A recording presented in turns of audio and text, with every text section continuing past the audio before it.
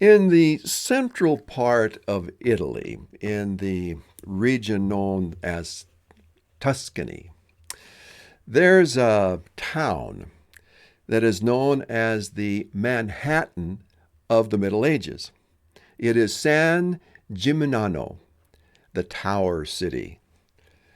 During the Middle Ages, as people settled there, family rivalries developed, and various families began competing against one another by building tower houses of increasingly greater height. And by the end of the medieval period, there were 72 tower houses in number, up to 230 feet tall. The rivalry was finally restrained when the local council ordained that no tower could be taller than that adjacent to the Palazzo Comunale, which is the city hall. The Black Death, or the Black Plague, in the middle 1300s wiped out half of the population of San Gimignano.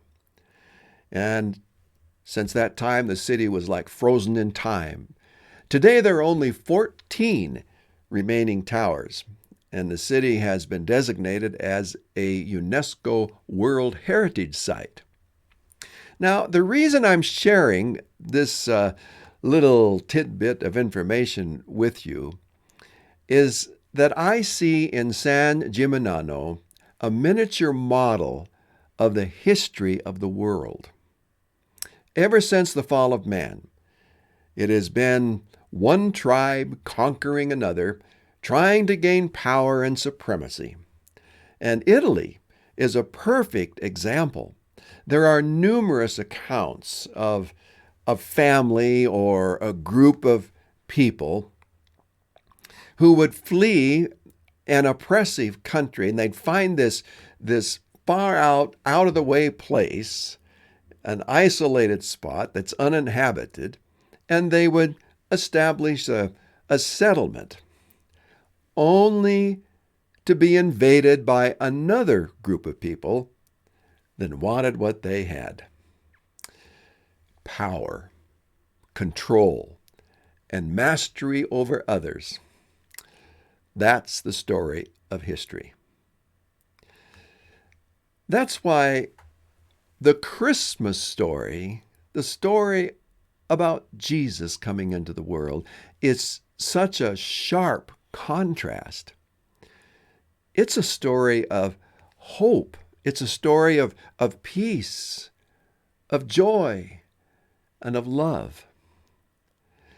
Jesus said, "You shall love the Lord your God with all your heart and with all your soul and with all your mind.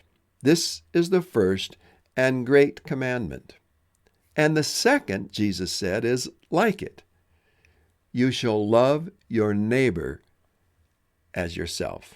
What would the story of San Gimignano be like if those families would have practiced what Jesus taught? What would society today be like? What would our families and our churches be like today if everyone lived by those words? The Apostle Paul said it best: "If I speak in the tongues of men and of angels, but have not love, I am a noisy gong or a clanging cymbal. And if I have prophetic powers and understand all mysteries and all knowledge, and if I have all faith so as to remove mountains, but have not love, I am nothing. If I give away all I have, and if I deliver up my body to be burned, but have not love, I gain nothing." Love is patient and kind. Love does not envy or boast. It is not arrogant or rude. It does not insist on its own way. It is not irritable or resentful. It does not rejoice in wrongdoing, but rejoices in the truth. Love bears all things, believes all things, hopes all things, endures all things. Love never ends. As for prophecies, they will pass away. As for tongues, they will cease. As for knowledge, it will pass away. For we know in part, and we prophesy in part. But when the perfect comes, the partial will pass away. When I was a child, I spoke like a child. I thought like a child.